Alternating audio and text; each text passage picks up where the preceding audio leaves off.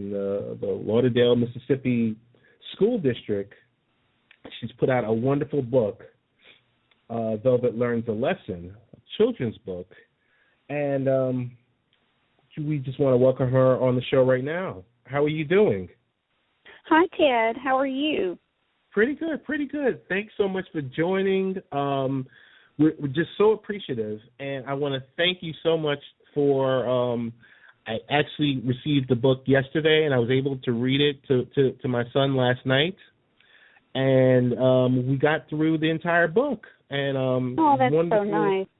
Yes, but I really wanted to just reach out to you and just, for you to share your story with us on, leading up to writing the children's book, Velvet Learns a Lesson. So you're an educator, and I think you've been teaching several years, huh? Yes, about 20 years now. Okay. So tell us about yourself. Well, I am an educator, as you mentioned. I currently teach 8th grade, which is 13 to 14-year-olds. And I have 2 small children of my own. Well, I have a 14-year-old and a 9-year-old, both daughters. And this past year, we just started feeling so much stress as a family. My husband and I, dual careers, just a lot of long hours for both of us, and we just started really feeling the strain in our family and the pressure to spend more time with our children, just feeling tugged in all different directions. The book came about as a means for me to sort of distract my children from a lot of the stress we were kind of feeling in our home at the time. We adopted a puppy named Velvet, who was very entertaining and comical, and to make a long story short, I just started making up stories about Velvet to entertain the kids at night for bedtime stories. I decided to put it in writing because Noelle, my youngest daughter, just really enjoyed the stories so much. It led to the book, and that's basically how it got to this point, and I involved them in the process. I let them pick out the sketches and in the editing process, and the girls just really were so excited. It was really more for them, more for nostalgic purposes, to just involve the kids in publishing a book. And at the same time, it has really brought home to me how important it is for us as parents to make time for our children at night, especially when they have homework. I mean, I don't know how it is with you guys, but we get home from work, there's homework, whatever chores we have to do, there's very little time before the kids have to just go to bed. Right. And so you have to really cram some intense quality time in there somewhere to feel like you've even had time together every day at all. And that's kind of what this book has done for us as a family. In a roundabout way, it's sort of made us really focus on how precious our family time is together. I want to thank you for that response, and I got to tell you, it's the truth, because I think of my family, and it's everyone is so focused on that electronic iDevice. And they're staring into a screen, and the internet is there, and I know that's a totally different conversation that we'll have another time about proper use of the internet, and but that family time that you mentioned, it's lessened. It really is, because the kids get to a point where right now with my son, he's 7, and my daughter's 13, and it's a video game, it's an iDevice, whether it's an iPod or iPad or iPhone, and this past summer, what was so great was they had to do reading.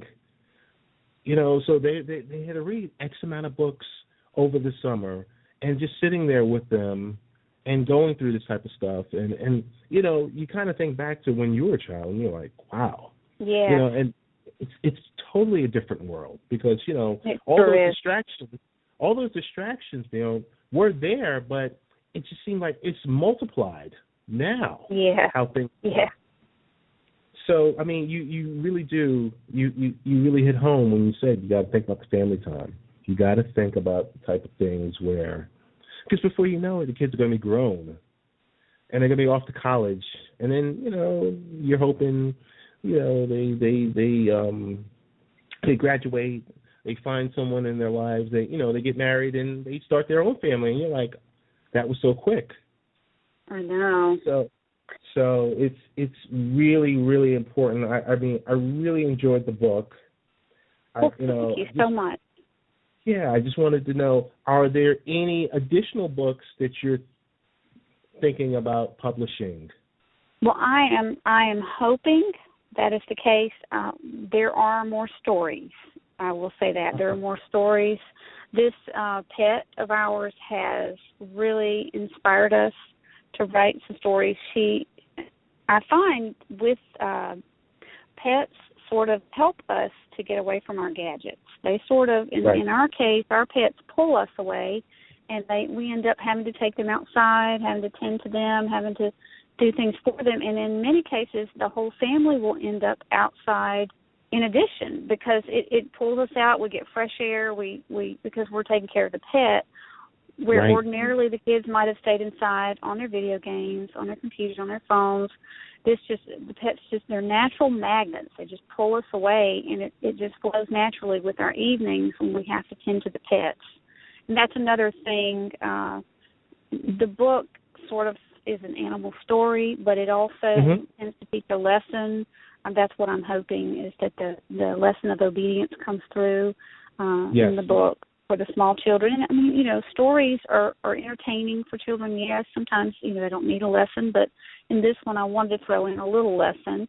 The dog does wander away from her mother and regrets it, and of course, in the end, she learns her lesson. So it's just nice to me to be able to sort of be inspired by our pets.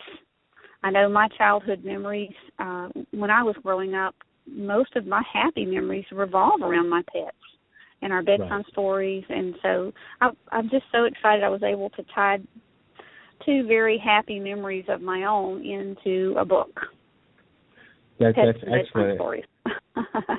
And of course, it's a Christmas story. Yes. Which is another. I just wanted to add this one piece in, that having that pet makes that child that much more nurturing. And I totally agree.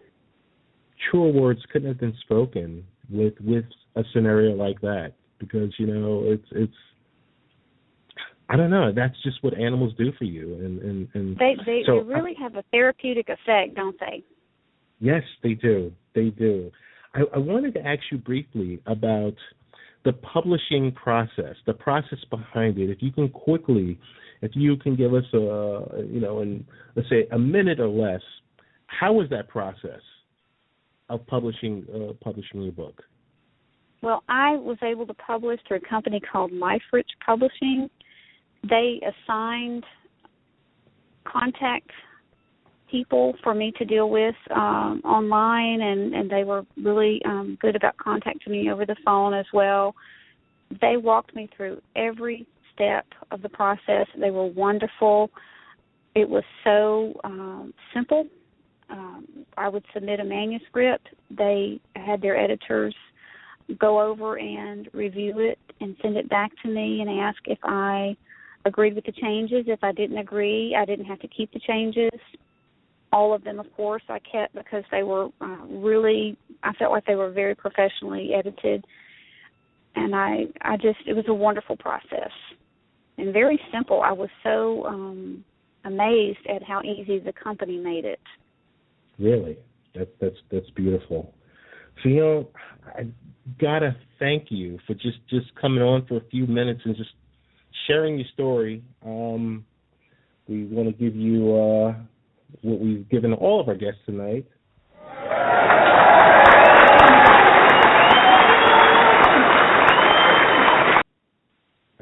Thank you so much, Ted. And I have to give you a shout-out, too, because I'm sitting here in Mississippi thinking it must be pretty cool to be up in New York right now. Yes. It really is. It really, really is. I'm thrilled. I'm thrilled. That is wonderful. I'm just, like I said, so delighted that you were able to come on and just the process of being able to speak with, whether it's through Twitter, through social media, through PR firms, you made this so easy, but just the entire process. And I want to thank you once again for the book, because it was really enriching for my son. So I really appreciate that. I want to thank you. And I know this is not the last time we're going to be talking, so I want to say... Well, thank you so much, Ted. Definitely. Thank you. And, hey, if someone had a question, what would be the best way to get in contact you? Give us the Facebook page, or give us your Twitter handle, or give us, some Sure. way. The Facebook page is simply Velvet Learns a Lesson. That's just the title of it. And the Twitter is @author, AUTHOR, Veonne. My first name, V as in Victoria, EONNE, where the A in author and the V in Veonne is capitalized. @author Veonne. That's the Twitter handle. Thank you so much, and we will be in touch, okay? Thank you, Ted. It's been such a pleasure. I just can't tell you enough. Bye-bye. All right, thank you. Bye-bye. All right, folks. So we had 3 wonderful guests on tonight.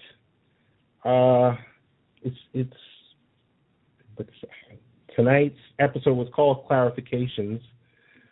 Just a brief rundown. We had Kirk Burkhalter, retired New York Police Department detective and professor, and he discussed the do's and don'ts when engaging law enforcement. We had Kristen Parmalee, Chief Executive Officer and founder of Decodia. It's the appliance, it's the software, it's the tool set that applies assistive reading